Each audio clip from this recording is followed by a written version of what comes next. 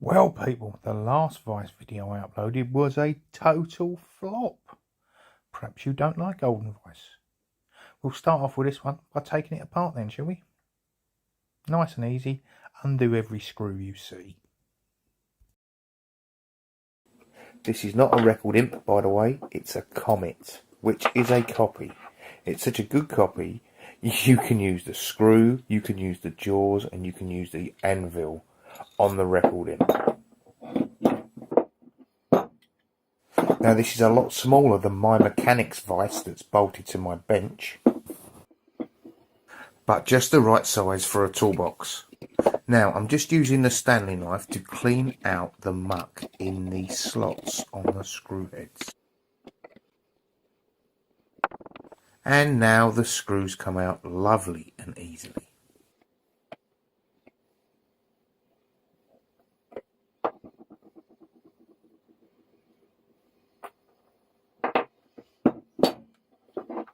And here's where it starts to turn into a little bit of an awkward vise. These screw heads are not slotted. I eventually find an Allen key that fits.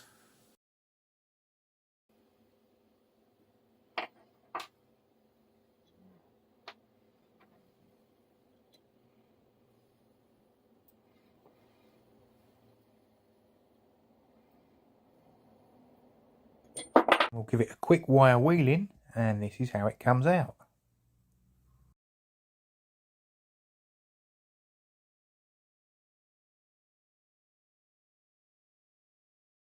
Follow that up with a nice undercoat.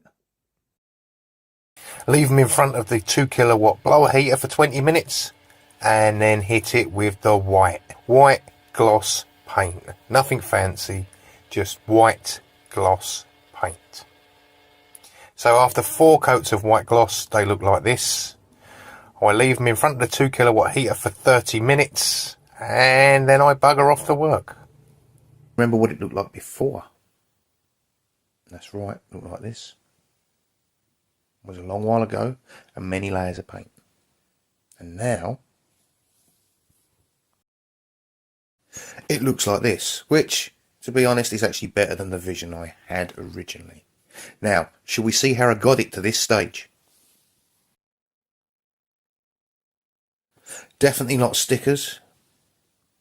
Water slide decals, like you put on Airfix kits.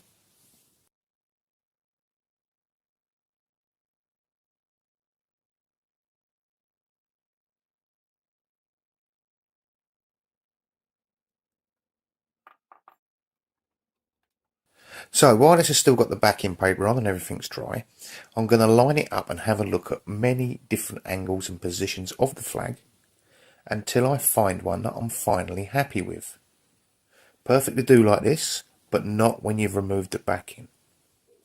Right, I've decided I'm going for the thick red bit right down the middle of the 2 jaws. So I've cut it in half and removed some of the red from the middle so the flag doesn't look so stretched.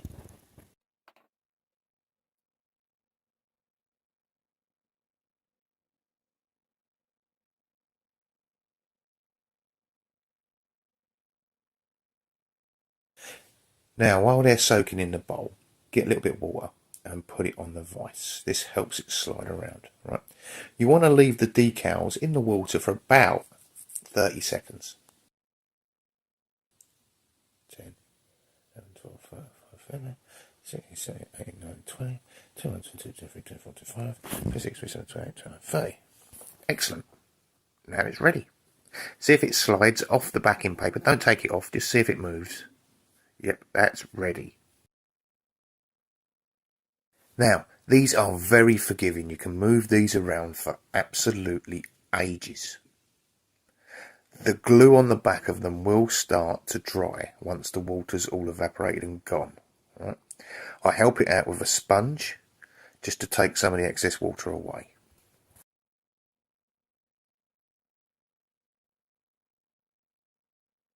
You've got minutes to mess with this, so it's absolutely ages, no rush. Line everything up exactly how you want it. And again, take all the excess water away. This will help with drying times.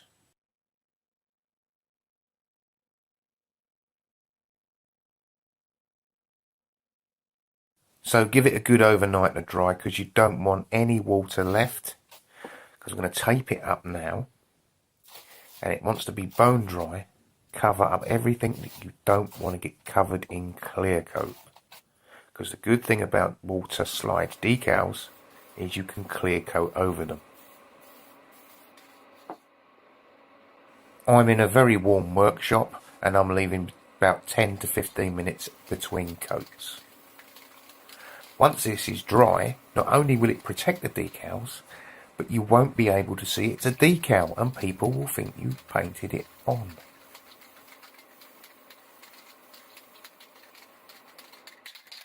Now take off and leave it somewhere to dry for 24 hours. Do we remember still what it looked like before?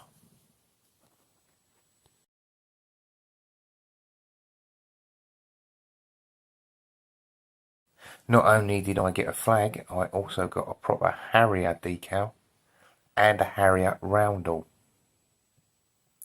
Cannot tell you how pleased I am with this vise. It is more than fit to go into the Harrier jump jet tool case. That needs to go down a little bit, get some clearance. There we are.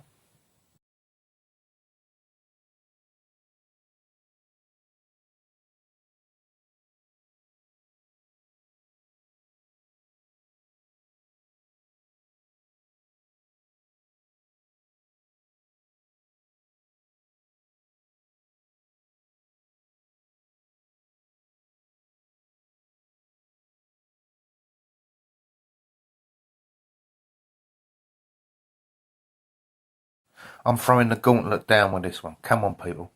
We can all do it. Let's get more creative.